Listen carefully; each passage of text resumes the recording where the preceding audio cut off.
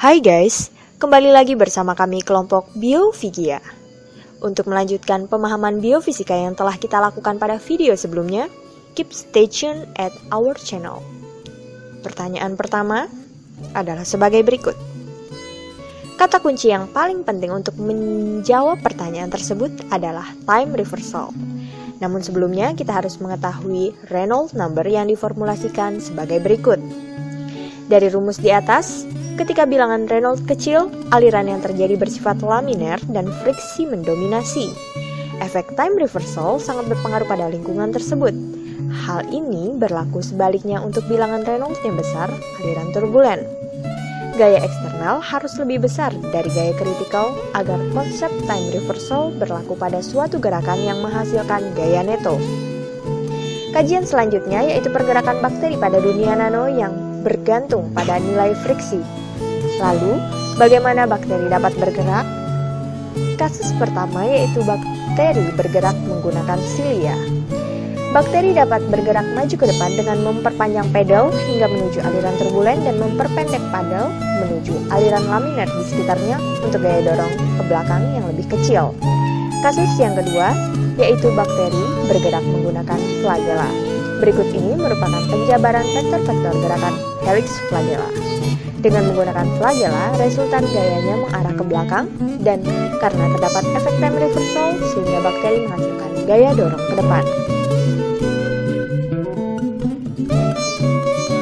Pertanyaan selanjutnya. Jika kita membicarakan tentang energi yang terkonservasi, maka akan merujuk pada formula berikut. Kenapa terdapat nilai efisiensi yang berbeda-beda pada setiap alat? Karena keteraturanlah yang mengatur ketika suatu energi melakukan useful work. Dengan mengetahui useful work, maka kita dapat mengetahui efisiensi dari suatu sistem. Useful work cenderung menghasilkan low quality energi pada sistem yang terisolasi yang ditunjukkan pada formulasi berikut.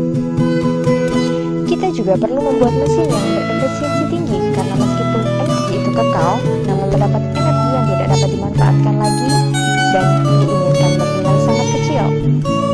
Kasus piston berikut merupakan analisis untuk mencari efisiensi dengan membandingkannya. Jika W diambil sekaligus atau satu persatu, maka didapatkan rumus efisiensi sebagai berikut. Perubahan free energy yang paling efisien adalah saat sistem diperlakukan secara perlahan.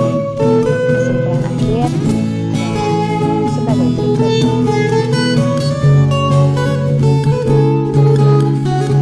Selanjutnya, kami akan menjelaskan mengapa membran sel bisa menahan fluida melawan beda tekanan antara di dalam dan di luar sel. Perhatikan gambar berikut ini.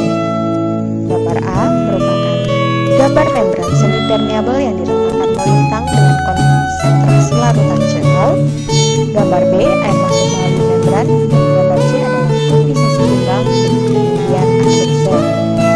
Di sini terdapat perbedaan gradien tekanan pada saat kondisi equilibrium oleh dinding sel.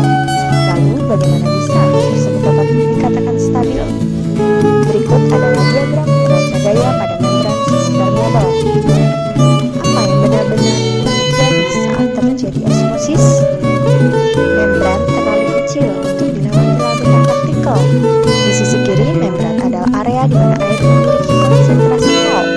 Di sisi kanan merupakan partikel terlarut dengan konsentrasi C0. Pada daerah di bawah ini didapatkan ada pressure jump karena beda potensial yang meninggi ketika semakin mendekati dinding membran. Pada daerah ini kita akan dapatkan distribusi tekanan tepat pada membran. Maka kesimpulannya, meskipun tekanan di dalam sel dan di luar sel berbeda pada saat kondisi equilibrium, namun arah osmosis akan stabil.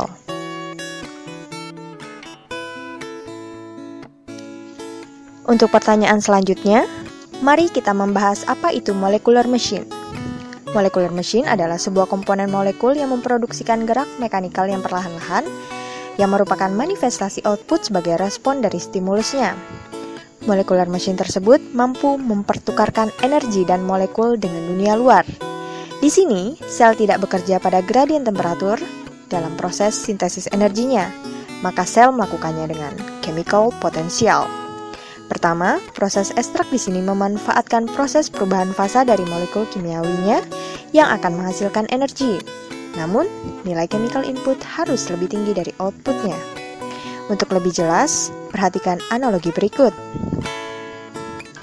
Nilai chemical untuk setiap fasa dapat dihitung dengan rumus sebagai berikut. Tetapi, reaksi tersebut akan berhenti ketika mencapai chemical equilibrium. Oleh karena itu, untuk menjaga agar proses tersebut terus berlangsung, kita harus menjaga agar sistem tersebut terus memiliki gradien chemical.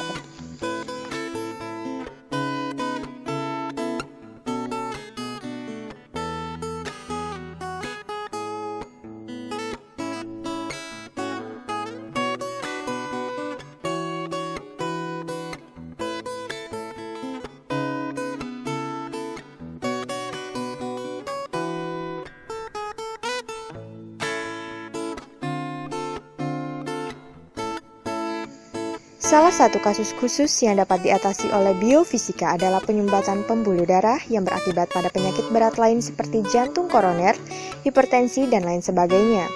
Untuk mengatasi ini, kami menciptakan nanobot. Nanobot mempunyai penggerak berupa flagela yang dirancang memenuhi prinsip snap fit atau ratchet dan gerakan putaran hanya satu arah.